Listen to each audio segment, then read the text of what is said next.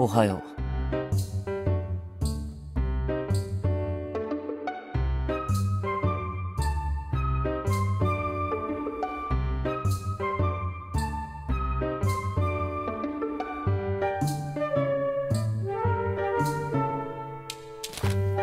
君、昨日は随分とうまいことやったよね。見るからにどんくさそうなのに意外と逃げ足は速くて驚いたよ。褒めてない、嫌味なんだけど。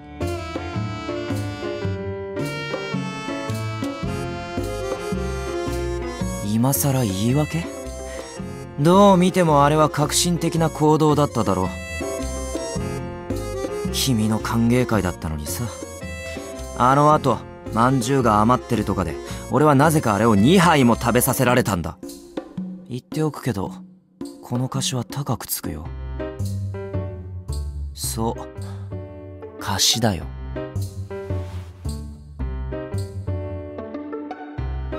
さてどうやって返してもらおうか。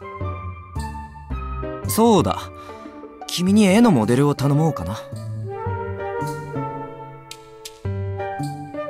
たまには難しい構図に挑戦したいんだ。そうだな、例えば人間が逆立ちしながら牛鍋を食べている構図とか。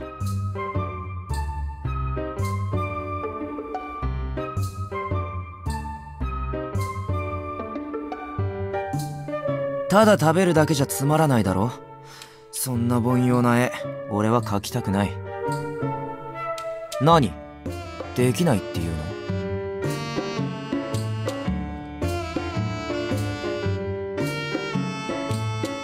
どうするの？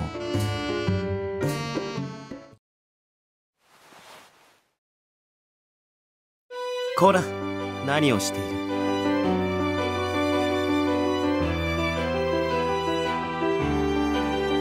おはようございます。やあ、おはよう。それはさておき、今お前は僕の可愛い客人にちょっかいを出していなかったかい？まさか。俺はただ彼女に絵のモデルを頼んでいただけです。モデル？おお、それは驚いたな。春草がコリスちゃんをモデルにか。はい。でも彼女は乗り気ではないみたいなのでもういいです。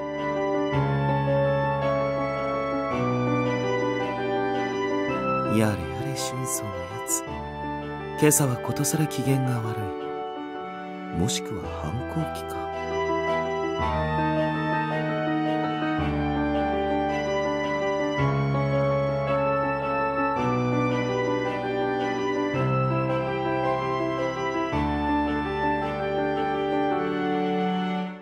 喜べコリスちゃん。どうやら春草はお前のことを気に入ったらしい。春草は見ての通り気難しい男でな。自分の認めたものしか絶対に絵の題材に選ばないのだよ。つまりお前は春草の定める何らかの基準に達したというわけだ。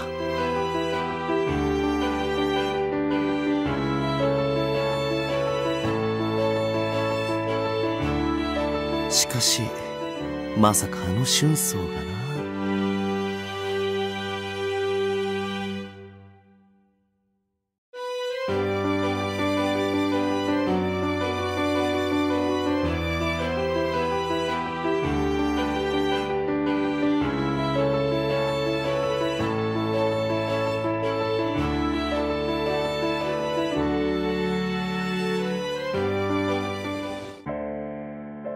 コリスちゃん、どうしたんだい？ぼんやりして。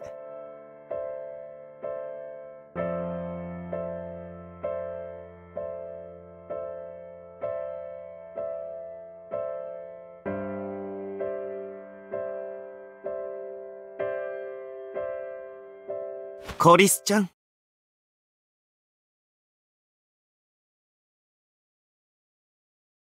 僕の目を見て。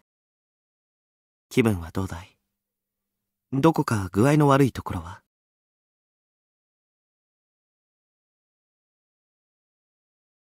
本当に熱でもあるのでは？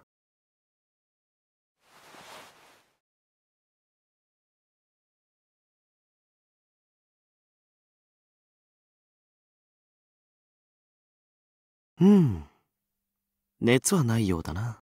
お前、どこかで拾い食いでもしたのではないだろうね。何か妙なものでも拾って口にしたのではないかと聞いているのだ。昨べからどうも様子がおかしい。それならいいのだが。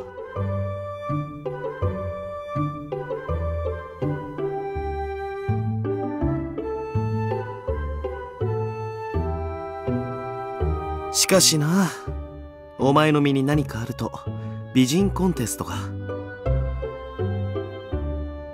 おい、こら。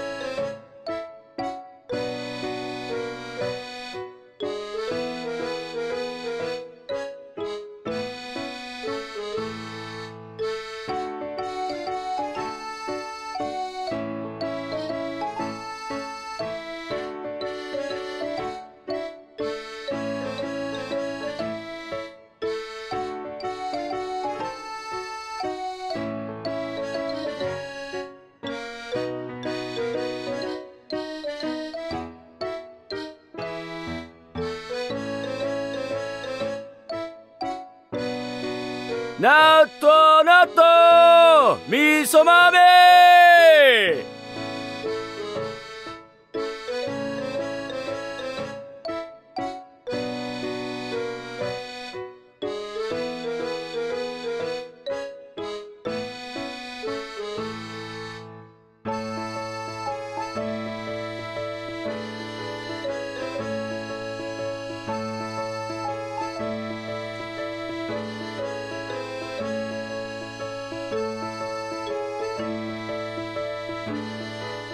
出る化け物の数々は一つ目みこし川太郎。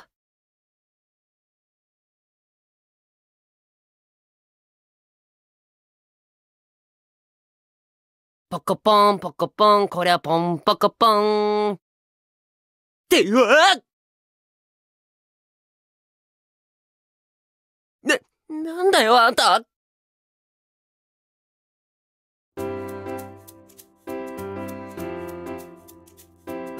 なんのよ。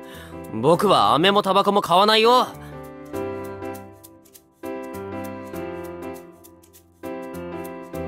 あ？って言われてもさ、僕はあんたなんか知らないよ。誰かと間違えてるんじゃないの？ね。あんたあれを見たの？だから見たのかって聞いてるんだ。どっちなのさ。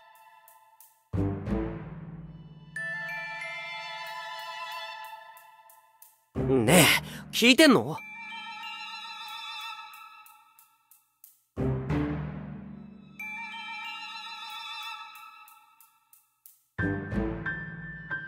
あんた何者？わかりませんって。あ、ちょっと待ちなってば。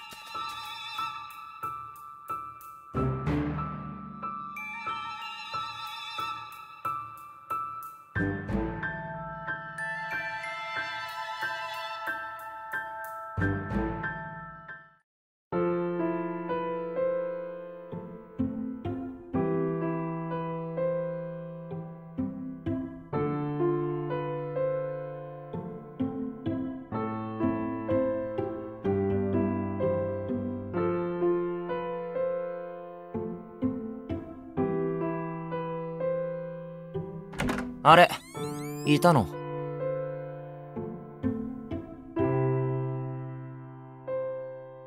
何？もののけでも見たような顔して。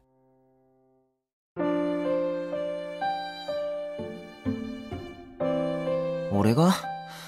あるわけないだろ。玉寄りじゃないんだし。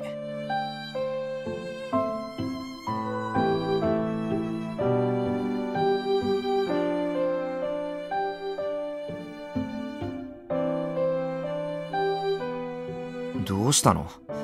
何か変なものでも拾って食べた？君が妙に深刻ぶってるからだろ。人に心配かけたくないならいつもみたいに能天気な顔してれば。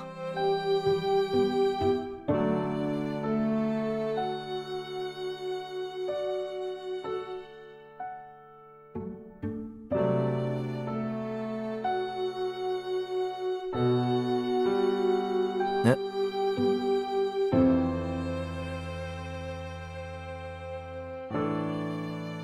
は？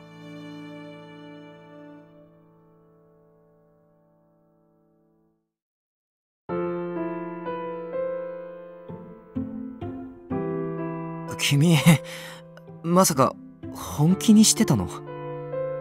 まさか俺が本気で逆立ちして牛鍋食べろって言ったと思ったの？そんなわけない。冗談に決まってるだろ。は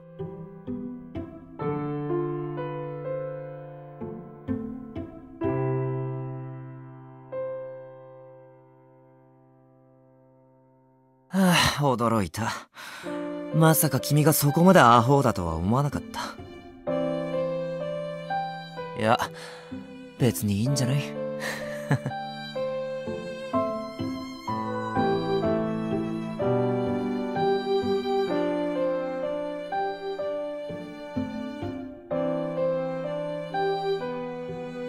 おやおや、楽しそうではないか。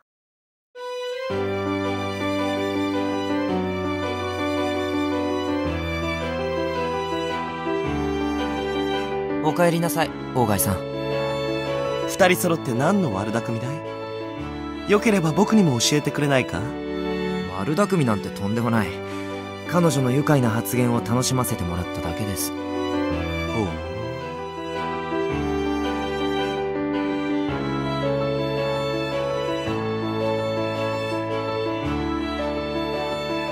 今日は帰りが遅かったですね。ああ、ドイツから客人が来日してね。すっかり話し込んでしまったのだ。ドイツからですか？うん。ああ、コリスちゃん。今時間はあるかい？時間があるなら、お前の部屋に行ってもいいだろうか。いかにも。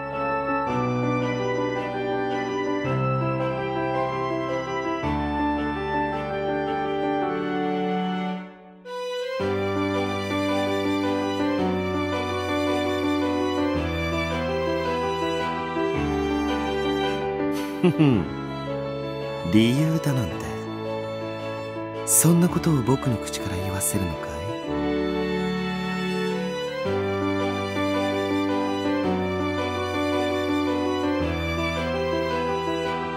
い？じゃあ俺は先に休ませてもらいます。あ、おやすみ。鴎外さん。なんだい？いえ、なんでも。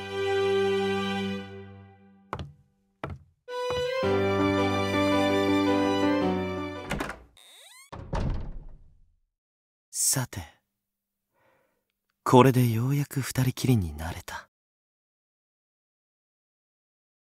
さあ、コリスちゃん。ここからはプライベートレッスンの時間だ。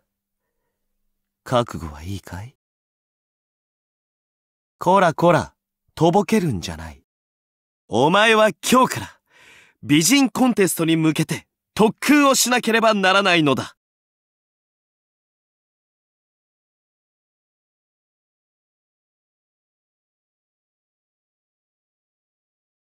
おや？お前英語が読めるのかい？誰でも読めるわけがなかろう。少なくとも日本ではまともな教育を受けた者にしか読めないはずだ。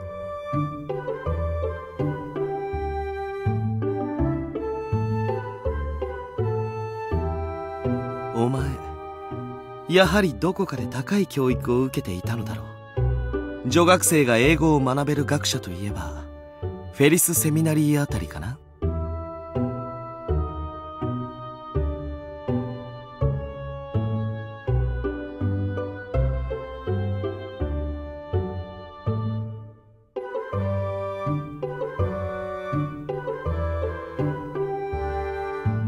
まあいい。英語ができるなら有利だ。コリスちゃん、美人コンテストで英文の朗読を披露してみないかい？うん。今後の国際化社会に通用する女性であることを主張するにはぴったりの題材だ。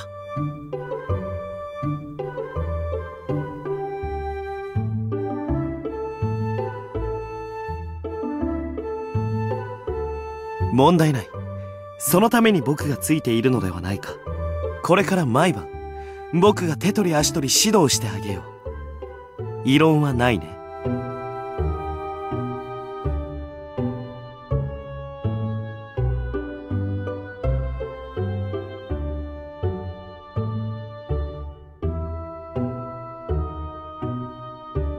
お、やる気になったのかい？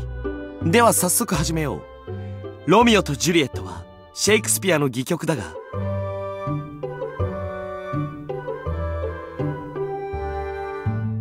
この戯曲にはベースになった作品がある。ピラモスとティスペというギリシャ神話をもとに書き起こされたのだ。名台詞はいろいろあるが、最もポピュラーなのはこれだろう。おう、ロミオ、ロミオ、Wherefore art Romeo。誰のセリフかわかるかい？いかにもジュリエットで正解だ。では今のセリフを和訳すると、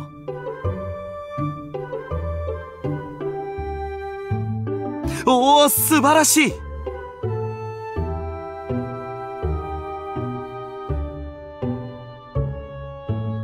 これは驚いた。まだ日本で上演されたことがない演目なのによくぞ理解できたものだ。そうだとも。いやはや恐れ入った。僕はますますお前の身の上に興味が湧いてきたよ。さあ繰り返してごらん。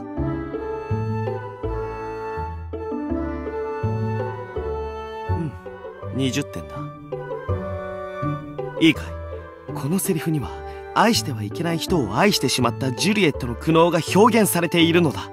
おう、ロミオ、ロミオ、あなたはなぜロミオなの？バルコニーから彼女は訴える。私の敵はあなたではなく、あなたの名前だけ。名前に何の意味があるというの？私たちがバラと呼ぶあの花は他のどんな名前で呼んだとしても甘く香るでしょうに。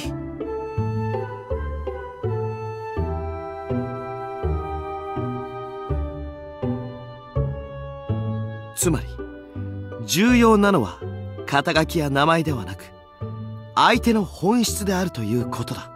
真実の恋とは魂と魂の開口であるとこの物語は説いている。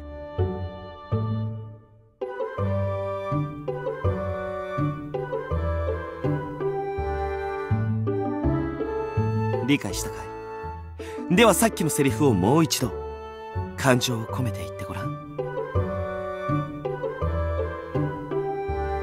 ダメだ、もう一度。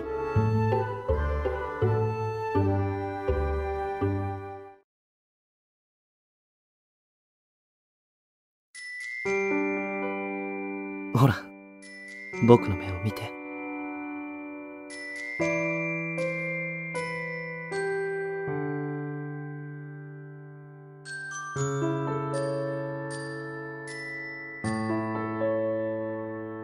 こらこら、目をそらすんじゃない。ちゃんとできるまでお前をこの部屋から出すつもりはないよ。覚悟したまえ。何を驚いている。当然のことだろ。この部屋から出たければ素直に僕の言うことを聞いた方がいい。まさかできないとは言わないだろう。お前は僕のフィアンセなのだから。いいよ。フィアンセだ。不本意だろうが何だろうが、今更後になど引けないだろう。いいかい？お前は、僕のものだ。この屋敷にいる間は、そのつもりで過ごすこと。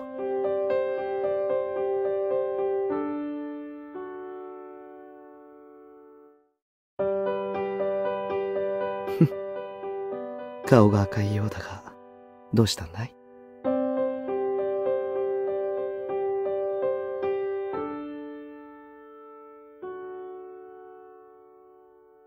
さあ、レッスンの続きをしよう。僕の目をしっかりと見なさい。そう。そのまま僕のセリフを繰り返してみたまえ。I take thee at thy word. Call me butler. お言葉通り、あなたを頂戴いたしましょう。ただ一言、私に呼びかけてください。愛しい人、と。さーて、今夜はここまでにしておこうか。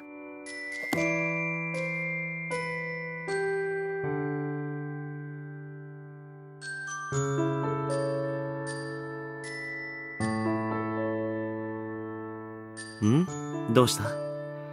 何かわからないところでもあったのかい？しかしお前が英語のみならず、シェイクスピアまでたしなんでいるとは知らなかったな。なかなかどうして博学多識ではないか。お前とは話が合いそうで嬉しいよ。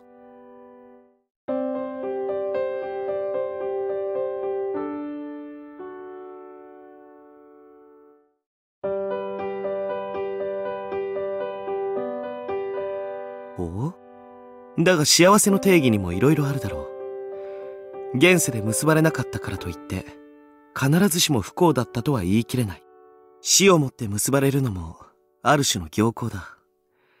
それを証拠に世間では、江戸の頃から新内流しの歌うような話がもてはやされている。はは、シェイクスピアは知っているのに、新内流しを知らないのかい？吉原界隈で、遊女の悲哀を歌うのだが、まあ、お前のようなお嬢さんには関係のない話だろう。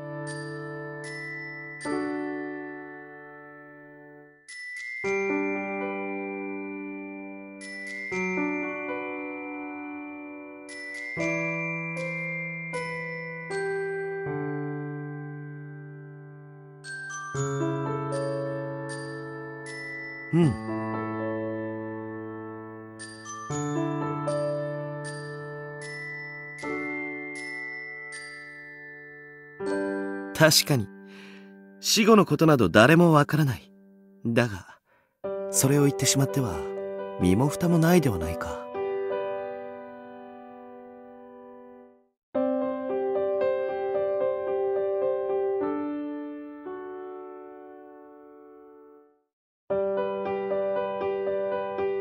ほう？何か思い出したのかい？今、恋愛経験がないと言っただろう。何か自分のことを思い出したのではないかと思ってね。やはり女学生だったのかい。まったく、なぜそれを早く言わない。他には？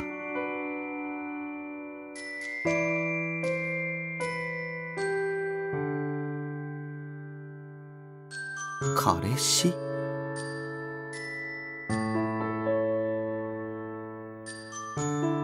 それは確かなのかい？お前のような適齢期の女性にフィアンセがいないとは、とても信じがたいが。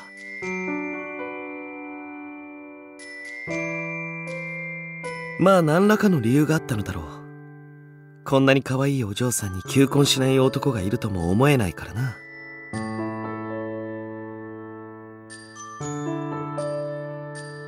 だが、それならなおのこと好都合だ。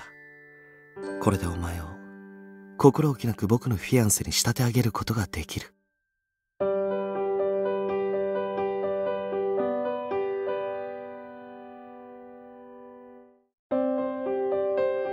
では改めてよろしく頼むよ、僕のフィアンセ。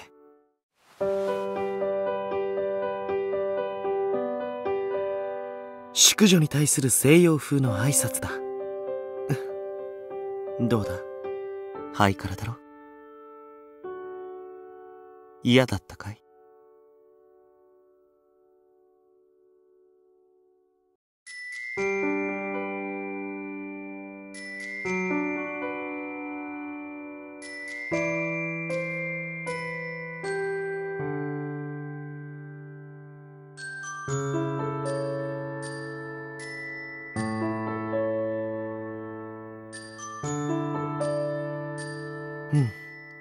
西洋風の挨拶はお気に召さなかったと見える。だが僕は天の弱な男でね。お前が困っている顔をしているともっと困らせてみたくなるのだよ。そうかい。では別の挨拶を試してみようか。西洋ではもっと一般的な挨拶があるのだ。男女がこう両頬に。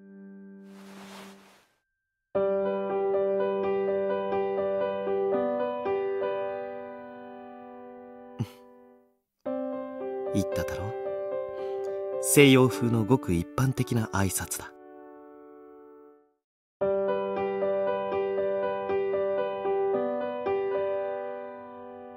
何を言う。近い将来誰もが自由に陽光できる時代が来るのだ。西洋の常識は知っておいて損はない。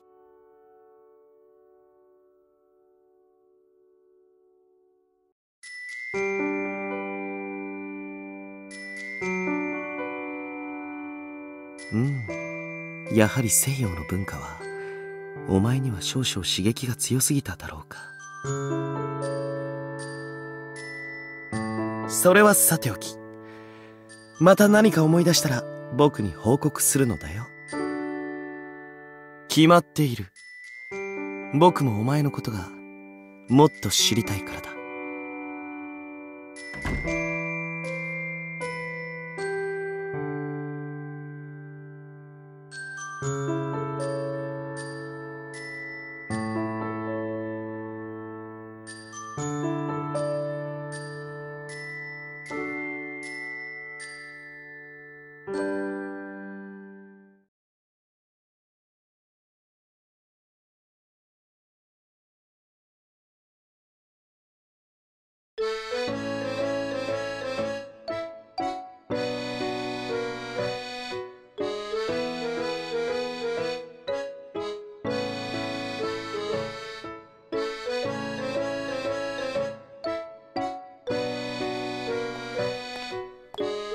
やあ、コリスちゃん。奇遇だね。ああ、上野で人と会ってきたところでね。まさに今、家に帰ろうとしていたのだ。お前はこれからどこかに行くのかい？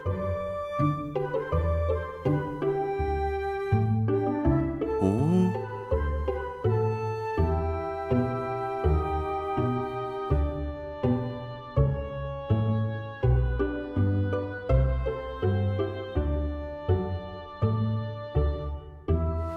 では行こうか。散歩の最中なのだろう？ならば僕に少々付き合いたまえ。レッスンの息抜きというわけではないが、今日はお前を特別な場所へ連れて行ってやろうではないか。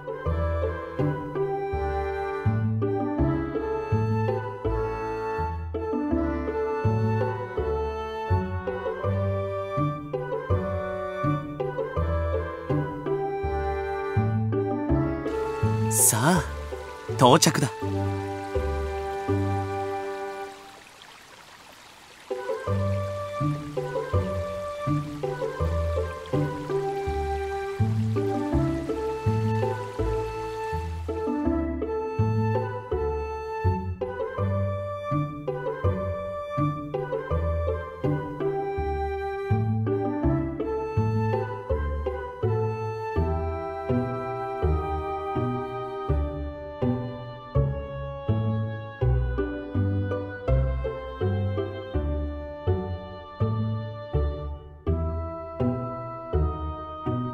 がっかりしたかい？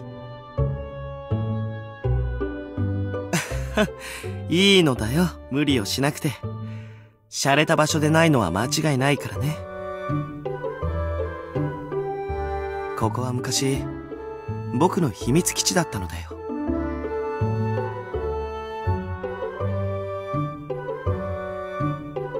ああ、僕が津和野から上京してきたのは確か10歳の頃だったか。当時今の屋敷に少しの間暮らしていたことがあってね。その頃によくこの河原を遊び場にしていたのだ。流木やら石やらを積み上げ、布を張ってなかなか立派な基地を作っていた。家人に見つかり怒られて壊されてしまうこともしばしばあったが、それでも懲りずに何度も基地を作った。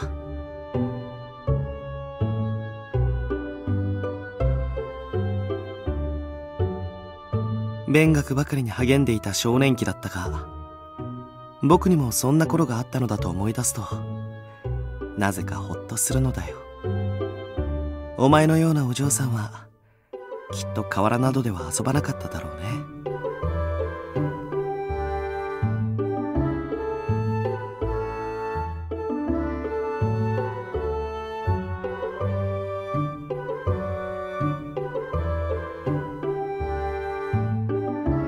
おかしい。子供の頃は5回は行けたはずなのに。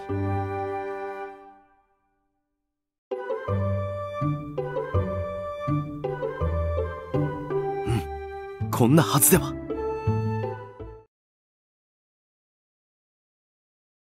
いや、こんなはずはない。何かの間違いだ。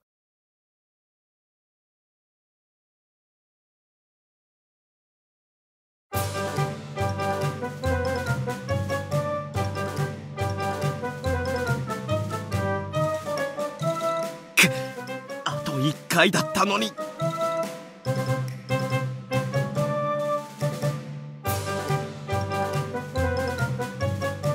ほらコリスちゃん、今のを見たかい？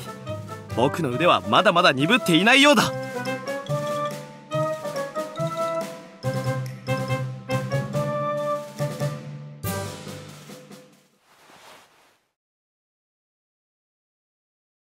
おっと、どうしたんだい？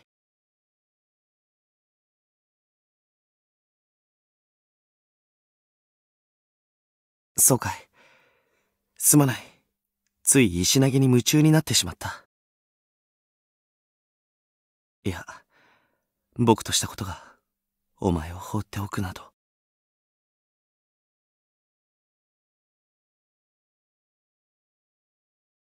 よし、次はお前も楽しめる遊びをしようではないか。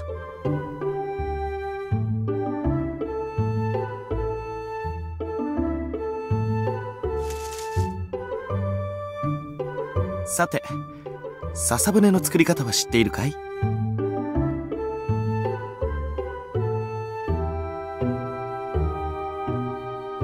では作ってみようか。まずは両端を中に折りたたんでと。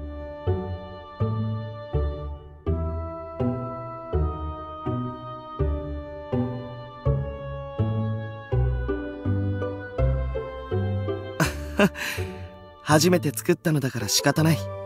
さあ、これを川に浮かべてどちらが早く進むか競争しようではないか。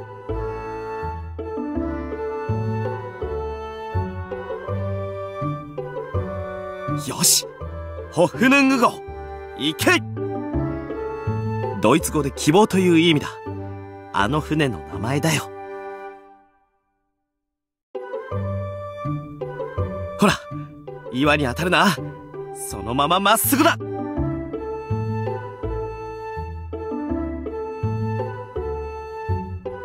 そうはいくものか。ホフヌング、我が希望を乗せて海まで行くのだ。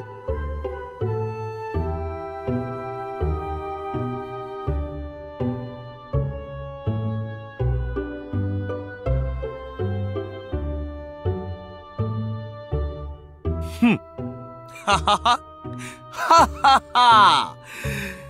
コリスちゃん、お前の乾杯だな。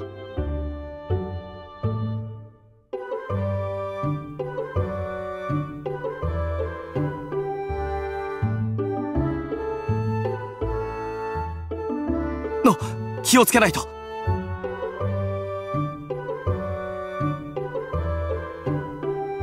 まったく。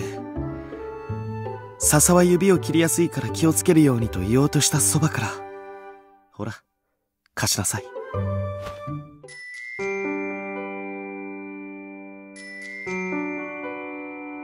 目が離せない子だね。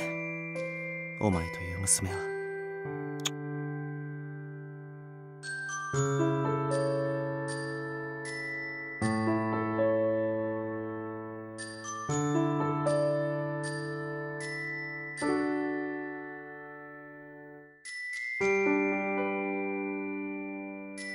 そうかい。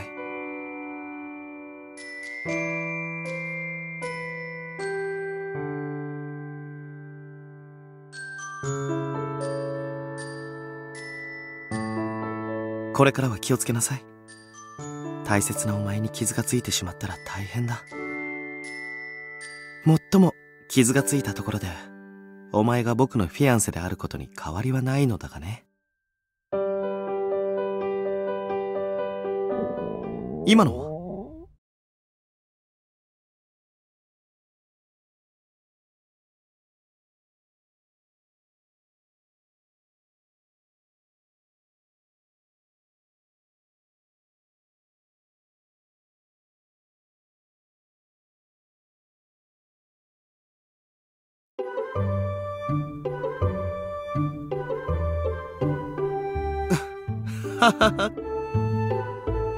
いや、いいのだよ。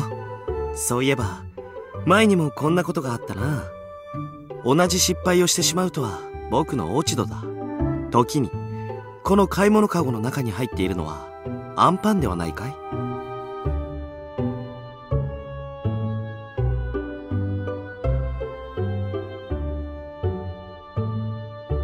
ではここでつまみ食いといこうではないか。青空の下で食べるアンパンは格別にうまい。ただし昼毛が入らなくなると困るから僕と半分こだ。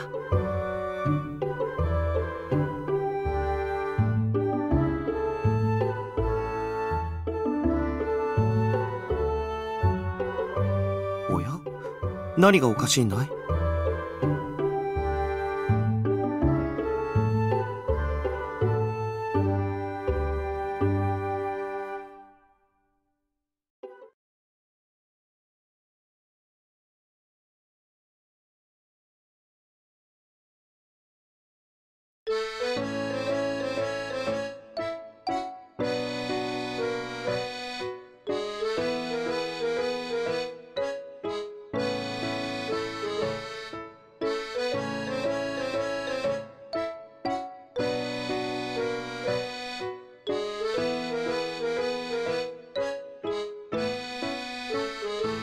なんだいコリスちゃん。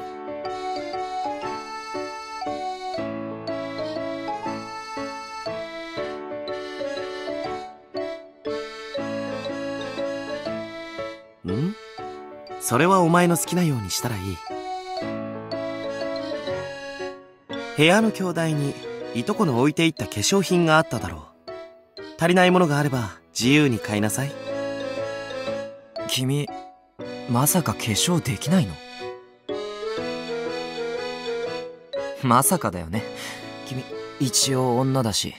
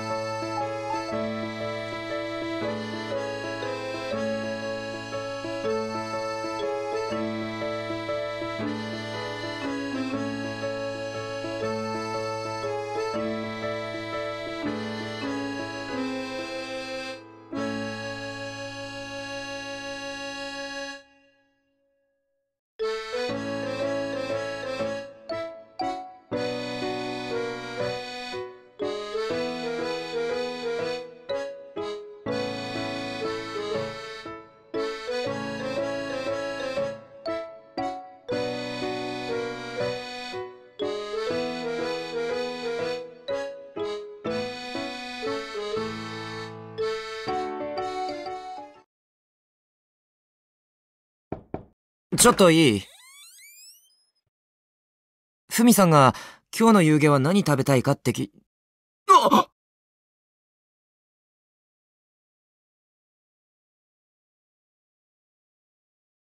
ああ、なんだ。いや、もののけかと思ったら君だった。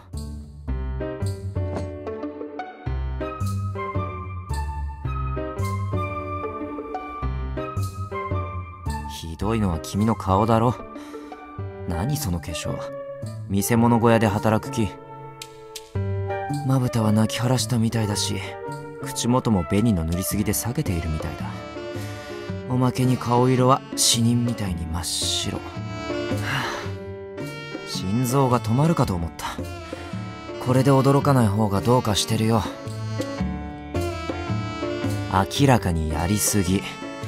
それで美人コンテストに出ようなんてすごい度胸だ。感心するよ。いや、いいんじゃない？美の基準なんて人それぞれだし、俺はどうかと思うけど。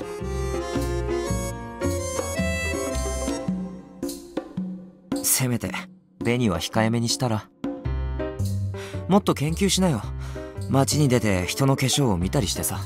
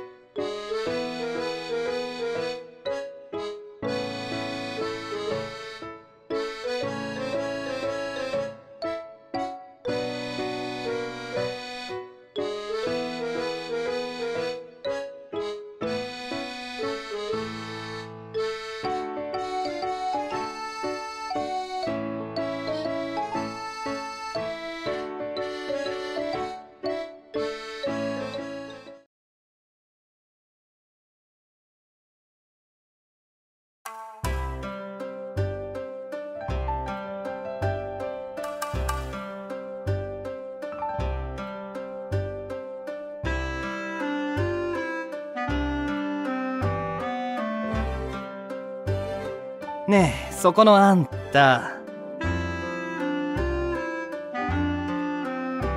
さっきからジロジロ見てるけどさ、私になんか用かい？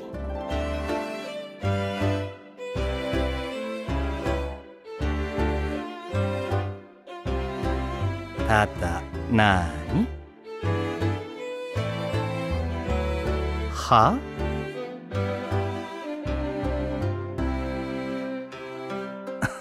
あら、そりゃどうも。しかし女に口説かれるなんて初めてだよ。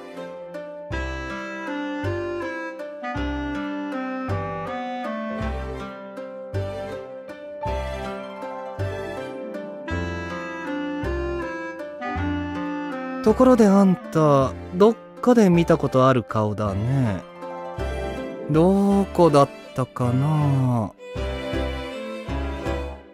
ああ、そうだ。確か鹿鳴館で。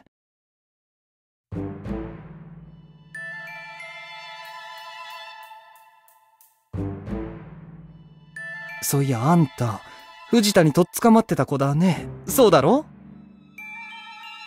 ほんと？もうちょっとよく顔を見せてごらんよ。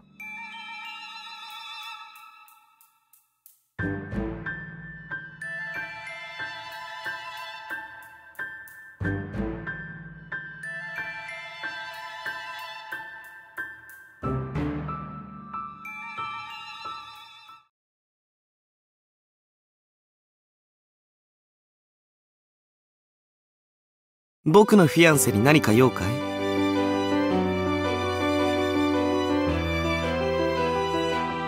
フィアンセだって？あんたが？この子の？いかにも。僕の自慢のフィアンセだ。どうだい？可愛いだろう。急に現れて何をのろけてるんだい。悪いが、彼女は人見知りをするたちでね。あなたに何か失礼があったのなら、代わりに僕が謝ろう。別に謝られるようなことはないよ。ただね、ちょっと気になっただけさ。見覚えのある顔だったから。ご覧の通り、彼女は平凡極まる何の特徴もない顔立ちだ。おそらくあなたの勘違いだろう。ならいいけどね。それじゃ邪魔したね。こんなところでどうしたんだい、コリスちゃん。僕はね、海外からの客人を新橋ステーションに送り届けたばかりなのだ。そうしたら妙な輩に絡まれているお前を見つけたというわけだよ。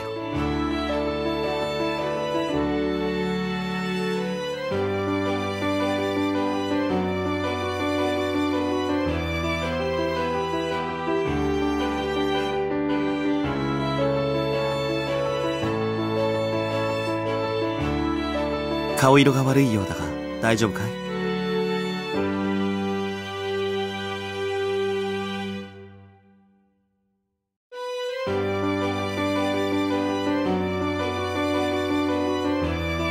それでお前は一人で何をしていたんだい？はて？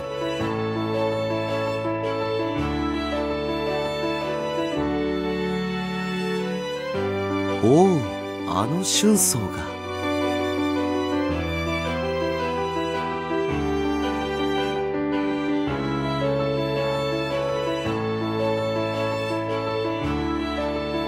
自分を卑下するものではない。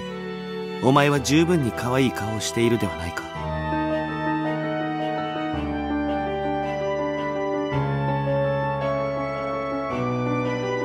それでだ。研究の成果は得られたのかい？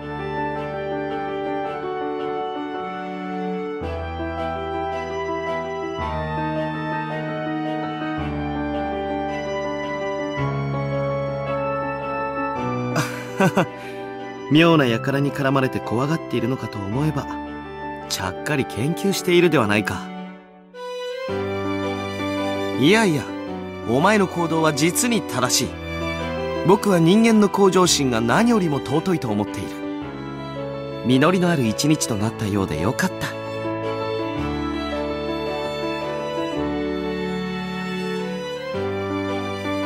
それはさておきだ。知らない人間に声をかけられたら無視しなさい。世間の輩が皆僕のように親切だと思ったら大間違いだ。相手が女でもだ。羊の皮をかぶった狼かもしれないではないか。人は見かけによらぬと言うだろう。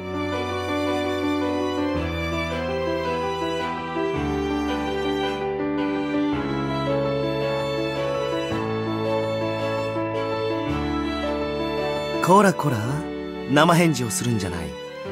お前は僕のフィアンセだろ。だったらあまり僕に心配をかけさせないでおくれ。いいね。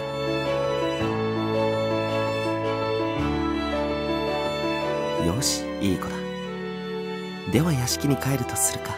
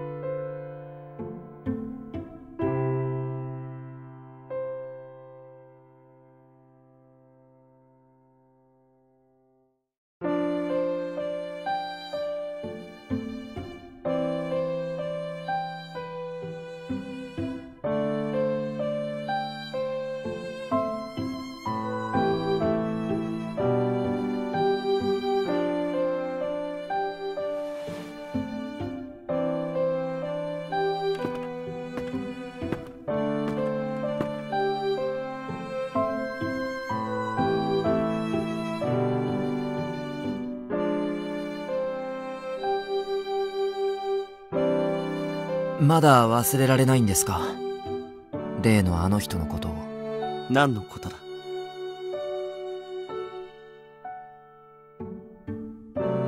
ドイツへの洋行時代、ベルリンで出会ったとかいう婦人のことです。確か彼女の名前はエリス。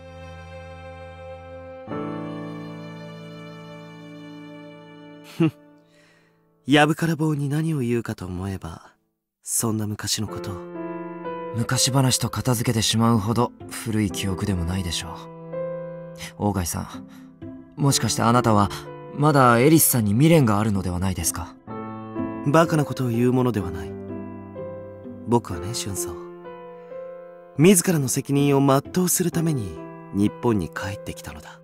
なぜなら僕は帝国軍人であり、森家の跡継ぎなのだからね。俺にはよくわかりませんが。ではなぜ鴎外さんは見合い話を先延ばしにしたんです？跡継ぎとしての責任というのなら、さっさと見合い話に乗るべきだったと思いますが。ほう、やけに食い下がるではないか。他人に興味のないお前が珍しいこともあるものだ。はぐらかさないでください。俺はただ鴎外さんが彼女のことをどうするつもりなのかと思っただけです。彼女？ええ、この家の居候のことです。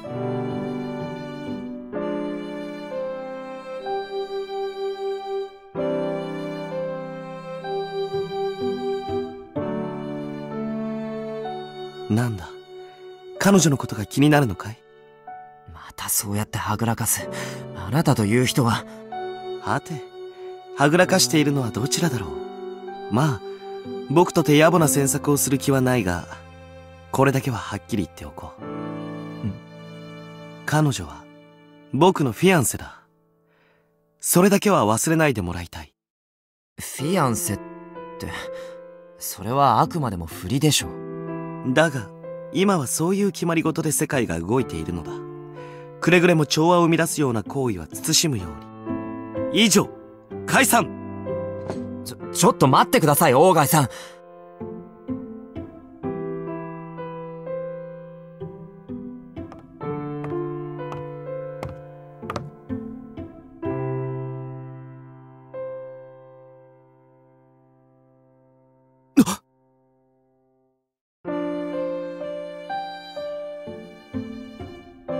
なんだ、いたのかい。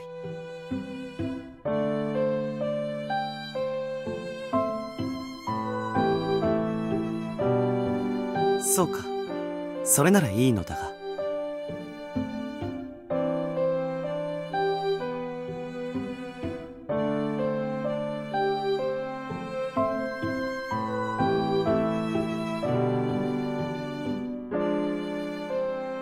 ちょっと待ちたまえ。なぜそんな仏頂面をしている？頬をぷっくりと膨らませて、まさに小リスのようではないか。いや、リスを通り越しておたふくだ。せっかくの可愛い顔が台無しだろ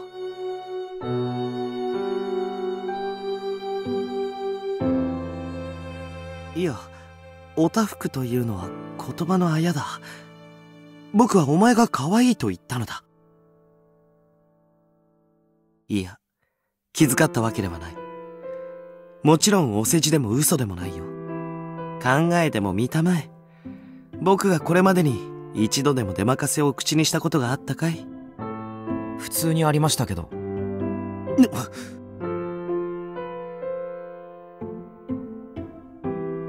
お前は黙っていなさい、俊操。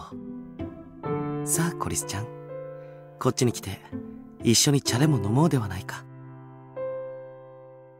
どうしたんだい？元気がないではないか。もしや夕げが少なすぎ。あ、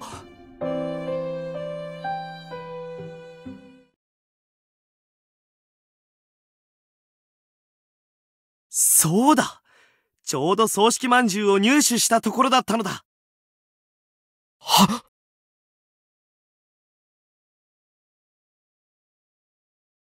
ちょっと待っていなさい。お前が元気になるよう今、まんじゅう茶漬けの用意を。失礼します。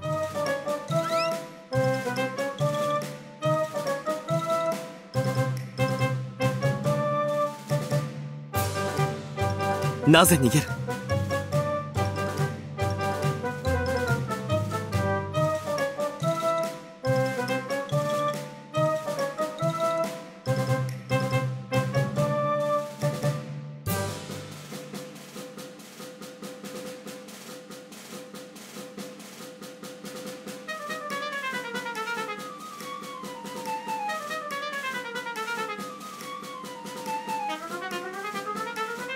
太ることなど気にしなくていい。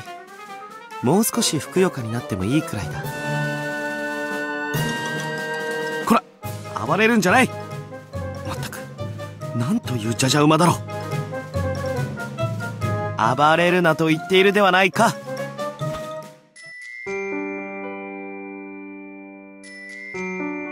それともそんなに僕からお仕置きされたいのかい？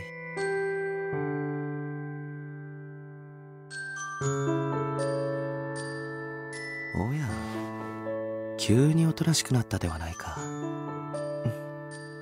だがもう遅い。お前のような機関棒にはしっかりお灸を据えてやらないといけない。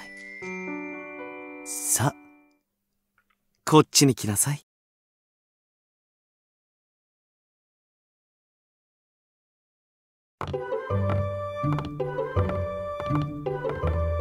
もちろん僕の部屋だ。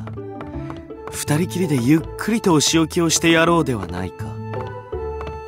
人の話を立ち聞きするような悪い声のとびきりつらいお仕置きだ。楽しみだろう。僕も楽しみだよ、コリスちゃん。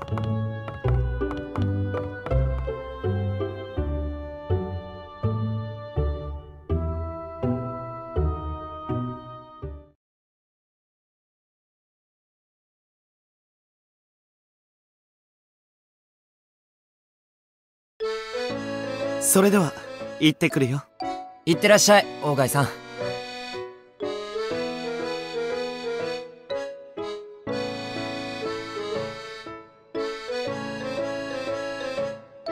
何その顔。そういえば昨日の夜は何してたの？鴎外さんの部屋で。だいたい想像つくから。どうせみっちり英語の講義を受けてたんだろ。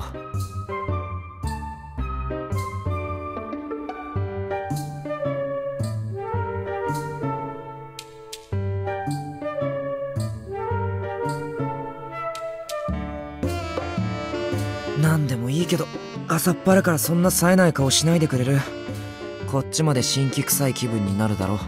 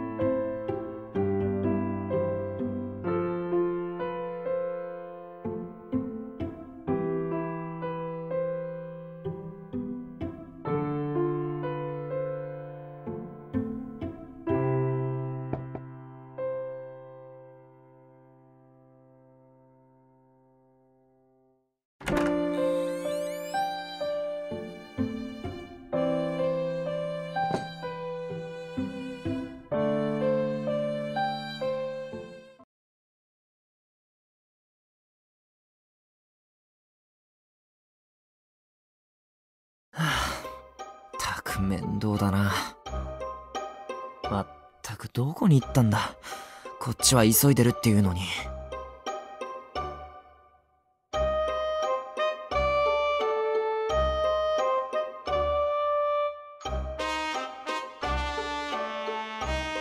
何？こっちは忙しいんだけど。じゃあ近所で黒猫を見かけたら伝えておいてくれる？個展に間に合わせたいから早く絵の中に戻るようにって。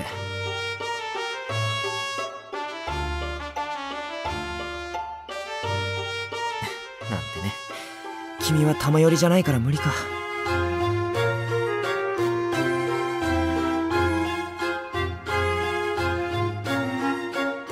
そそれで俺に何か聞きたいことがあるって顔をしてるけど。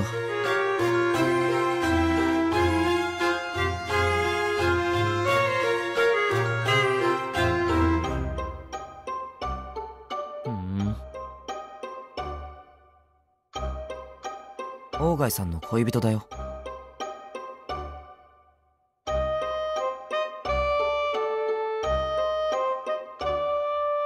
いや、元恋人かな。へ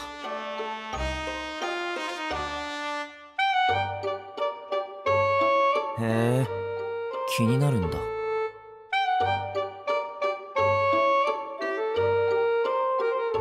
というか、俺に聞かないで鴎外さん本人に聞けば。エリスさんとはもう別れたんですかって。どうして？フィアンセなのに？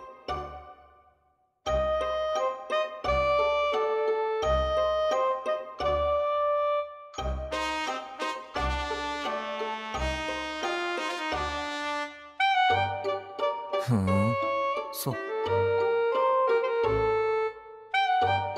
じゃあ、もしエリスさんが鴎外さんを追いかけて日本にやってきても、君には何の関係もないってことだよね。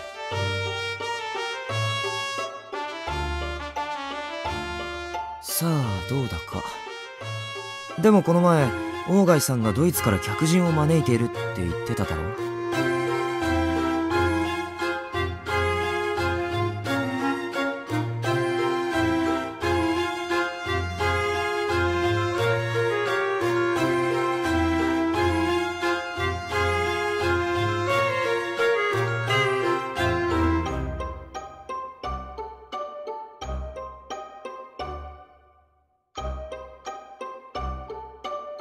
そんな顔するなよ。ただの仕事相手かもしれないだろ。君、やっぱり鴎外さんのこと。いや、なんでもない。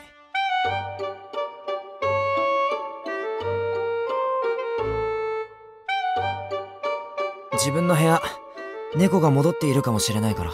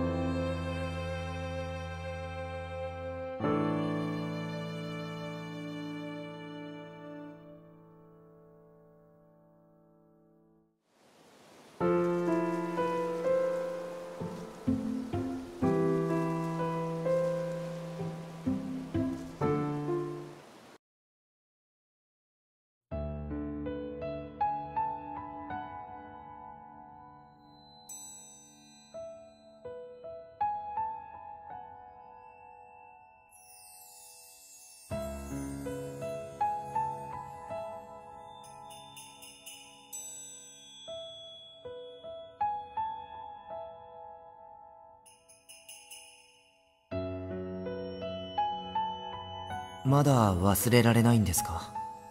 あの人のことを。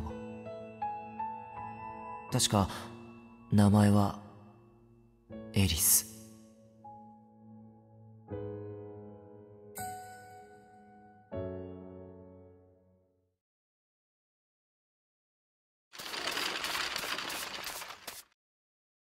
ご苦労。また明日もよろしく頼む。あいや。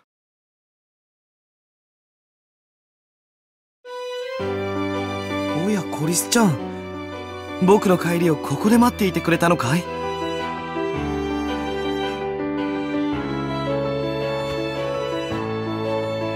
感謝の気持ちを態度で示しているのだ。酔ってなどいない。酒は好まないと言っただろう。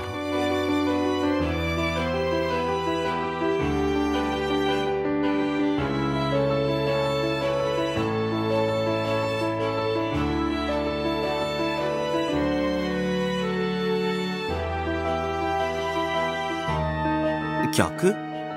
はて、こんな時間に誰だろう。またおばかい？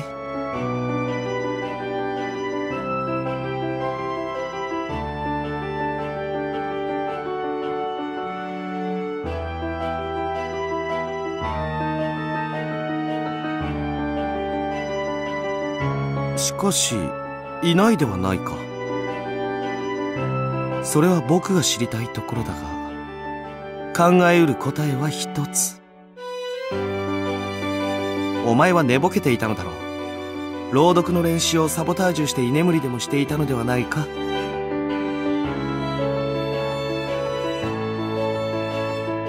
やれやれ、やはりお前にはお仕置きが必要らしい。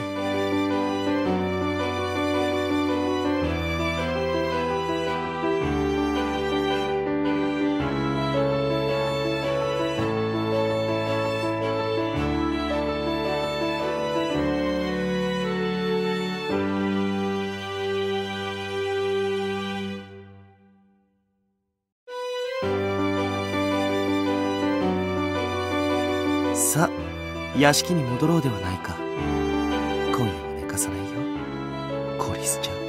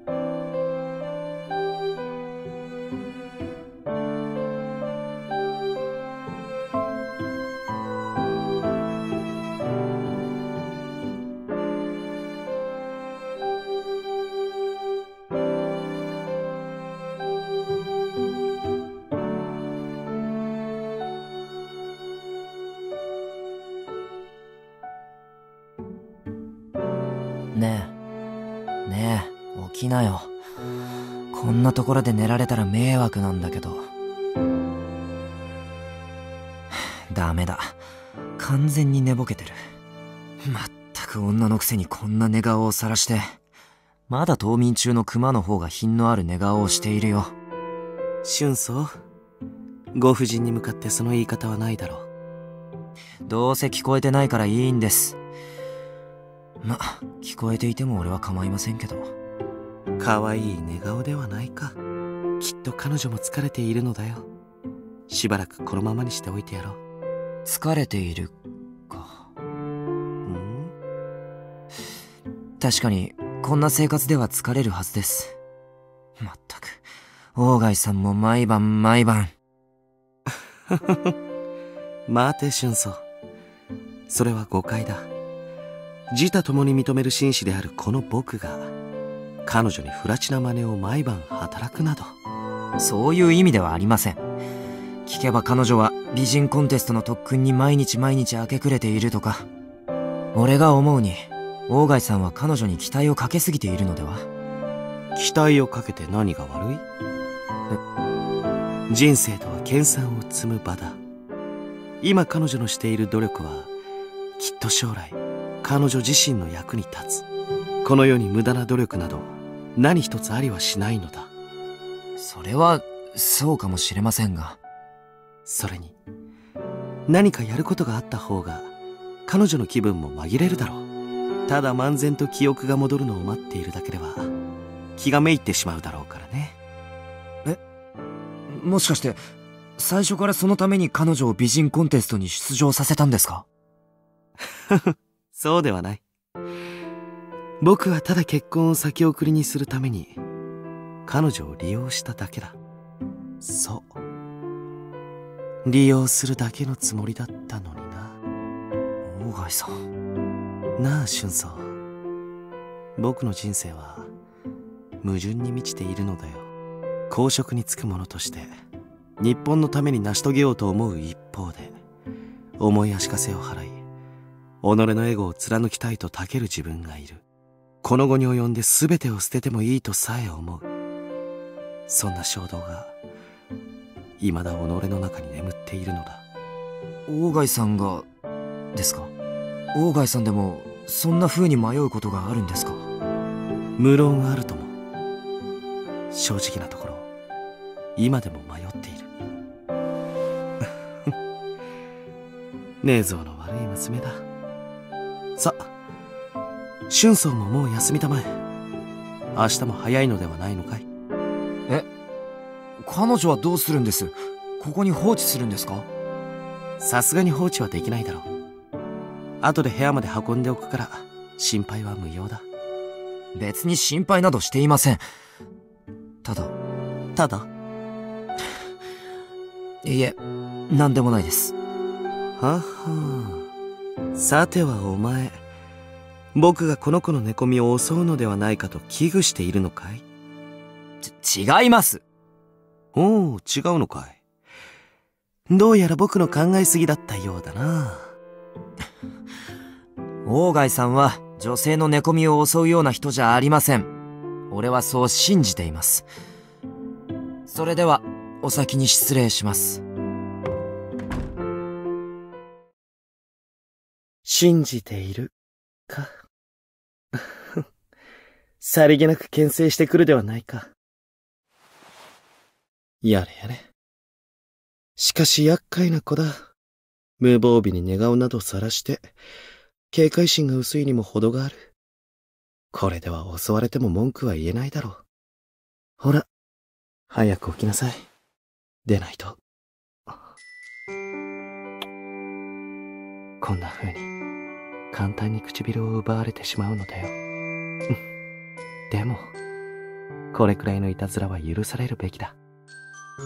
お前はいつも僕を困らせてばかりいるのだからね。さ、早く起きなさい。僕が自分を見失ってしまう前に。わかったかい、コリスちゃん。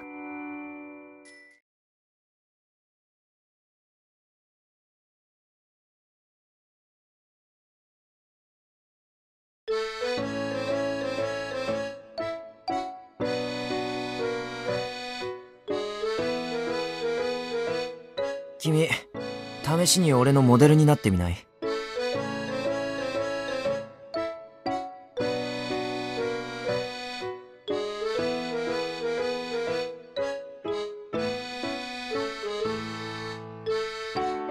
あれは冗談だって言っただろ。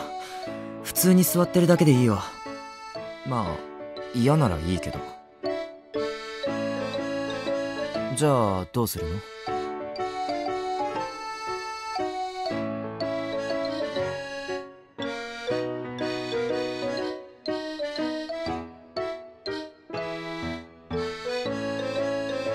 早く、俺の気が変わらないうちに返事をしなよ。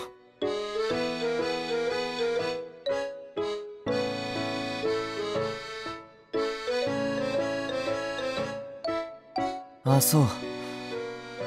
時間は取らせないよ。ただの暇つぶしだし、すぐに終わらせるから。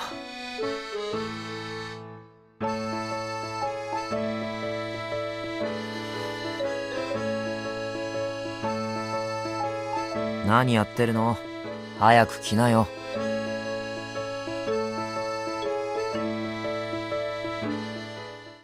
用意するから適当に待ってて。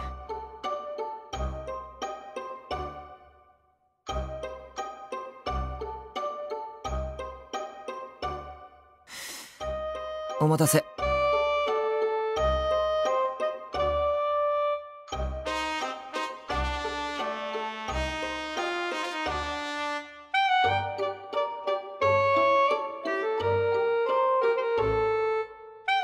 何やってるの？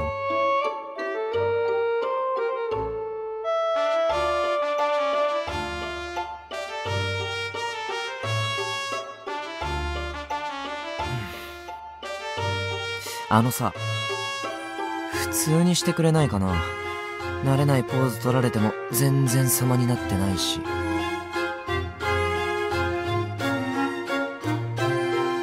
そのまま壁にもたれかかって。俺のことを意識しなくていいから。いつもみたくボケっとしてればそれでいい。いつもの君でいいってことだよ。そのままでも十分興味深い存在なんだからさ。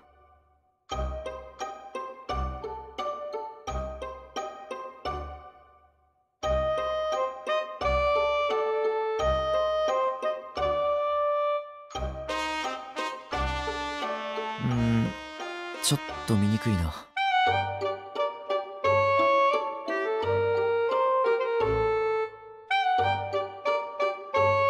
何？動かないでほしいんだけど。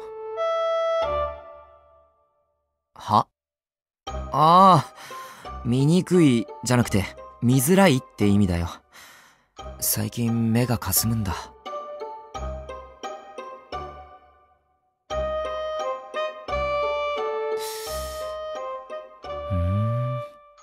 こういう眉の形か。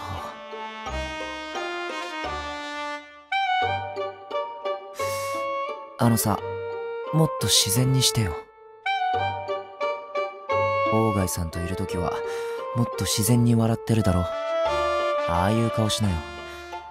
できるだろ、今だって。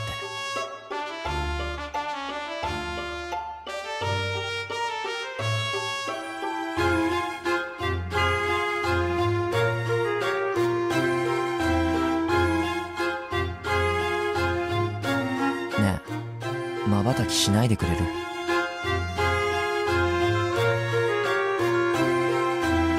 そう、頑張って目を開けて、そのまま動かないで。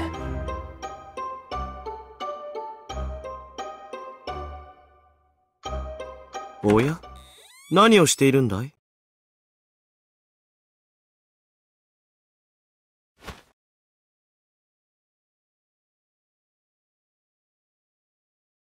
たった今だ。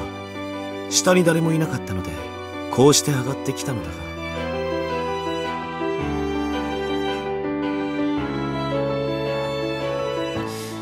が。さ、誰が動いていいって言ったの？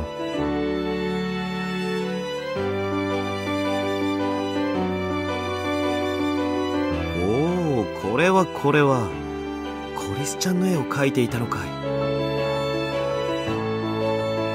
なかなかいい絵になりそうではないか。ええ、俺もそんな予感がしています。できれば完成するまで二人きりにしていただけると助かるんですが。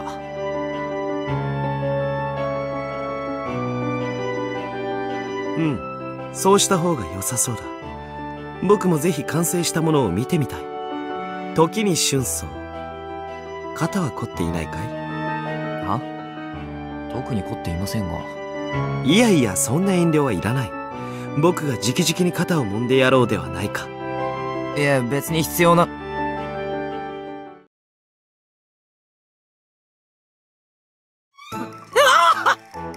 ほうほう、これはかなり凝っているな。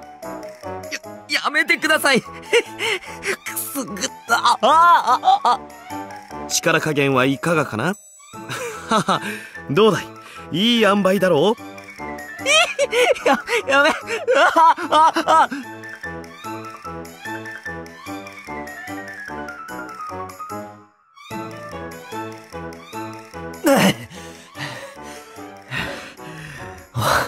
オーガイさん。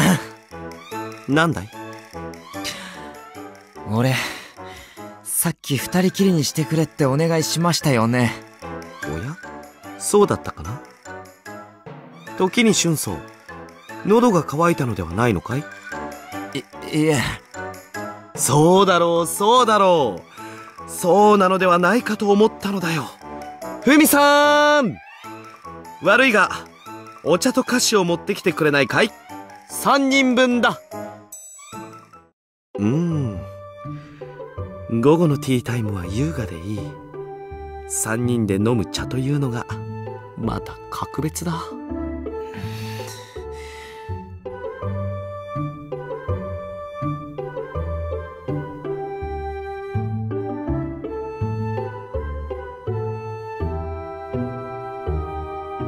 さあ、遠慮なく続けたまえ。見られると書きにくいんですけど。それは困ったな。しかし僕はこの絵が完成するのを最後まで見届けたいのだ。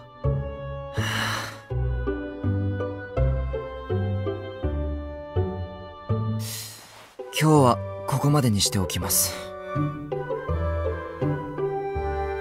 また明日。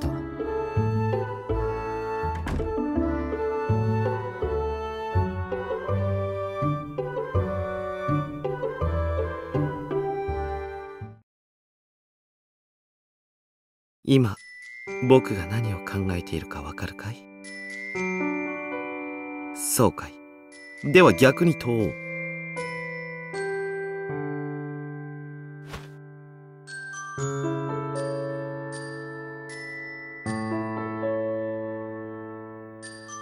春草にはどこまで近づかれたのかな？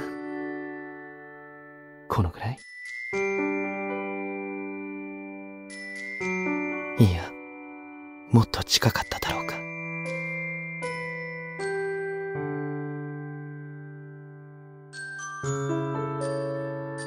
もっとかい？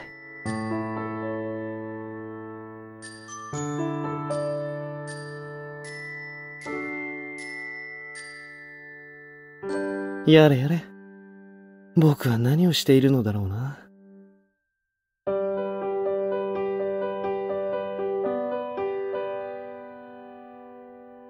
春草が羨ましい。絵を描くという手段でお前を独り占めできるのだから。それなら僕はどんな手段を取ればいいのだろうね。